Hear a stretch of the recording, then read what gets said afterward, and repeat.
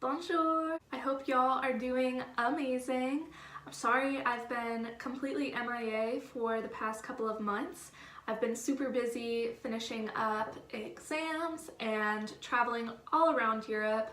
So even though I'm a bit late on getting out this things I did in March video, as it is now May, that does mean that I have so many cool things to show you guys and I'm so excited. So let's just get right into it. So for today's video, I wanted to talk a little bit about self-care and mental health while you're traveling.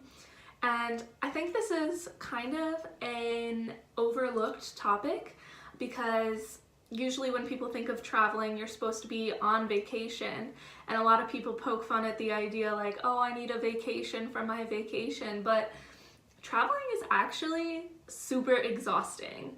And I didn't get to nearly as many places as I wanted to go this semester, but I am totally okay with that because I know that if I had tried to make all of those places work, I would just be completely exhausted and not even enjoy my trips there. So I wanted to give you guys a little advice on how I've managed to take care of myself and my mental health while traveling all around Europe. So the first thing that has kept me sane during all of the traveling madness is the closeness to nature and beauty that I've been able to experience while abroad. So this includes, for example, running water, a nice stream or the ocean or a fast moving river. Anything like that. This one, I feel like I've always had a very special connection to the water in general. That's something that's very important to me that I've always tried to seek out while abroad.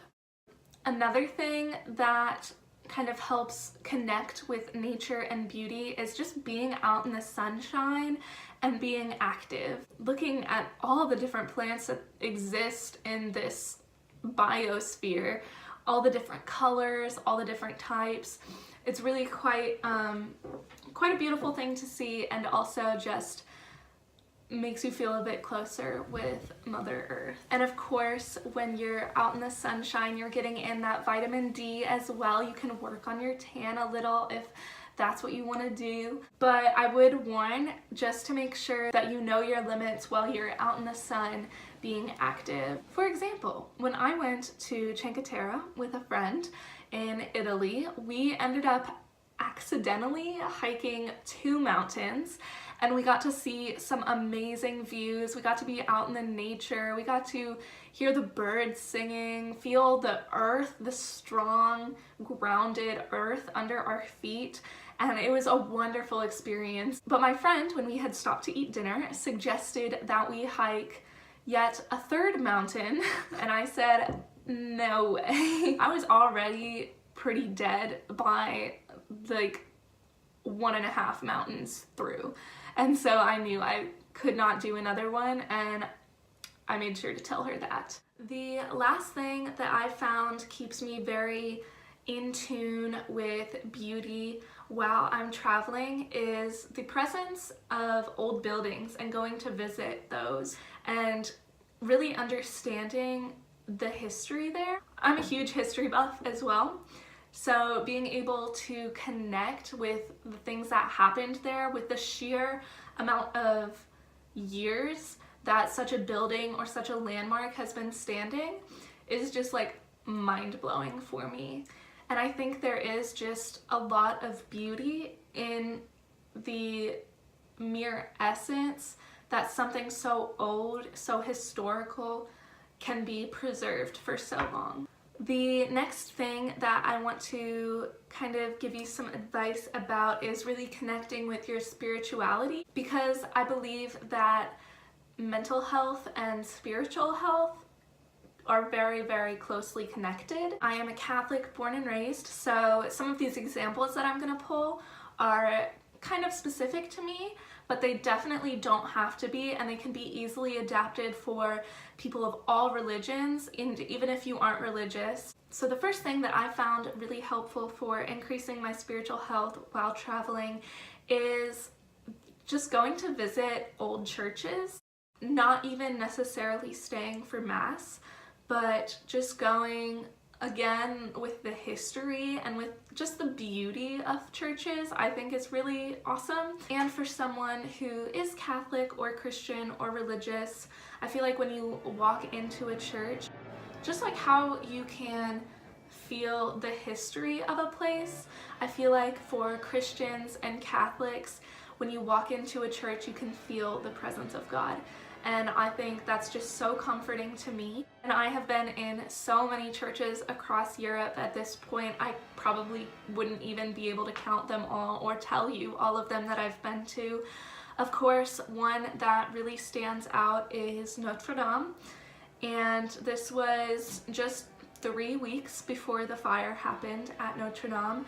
And I remember walking around and just like being brought to tears because of how much I could feel God's presence there and how much I could feel the history there and the beauty there.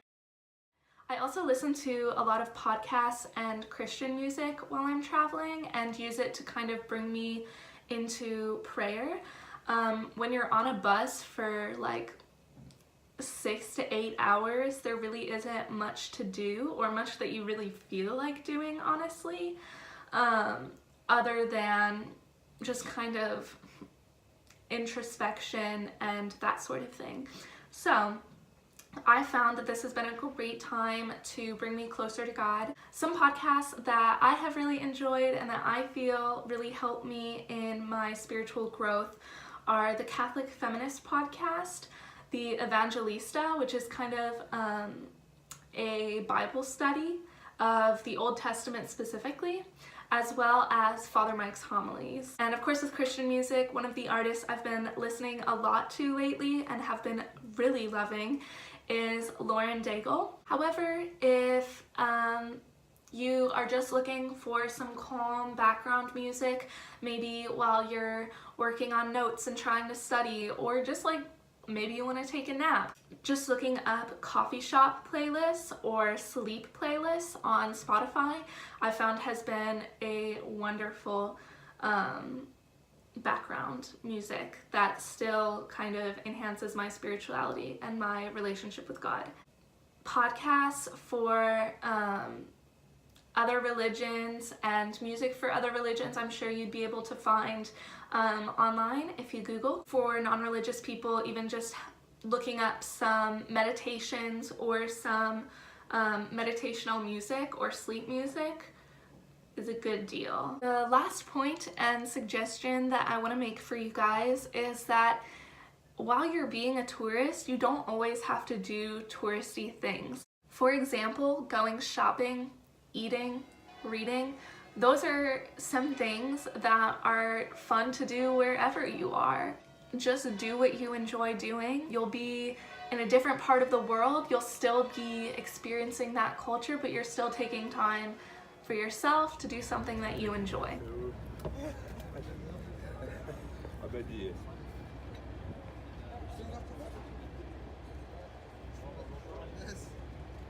All of these things that I've mentioned just have to do with living in the moment and being fully present, understanding how you're feeling, how your body's feeling, how your mind is feeling, and just doing what you want or what you need to do. And it's really just a practice in mindfulness of being in tune with yourself and how you feel. And that's something that you can carry with you when you reach home and then wherever you are. So I think it's a really good life skill to have, being able to take care of yourself wherever you are. Remember, your experience traveling is always what you make of it. I think that's true in everyday life, but especially in traveling. So as long as you take care of yourself and stay positive, you'll be happy and free wherever you are. So, I hope you guys enjoyed this video. Like, comment, let me know if you liked it. And if you have any suggestions for future videos, let me know.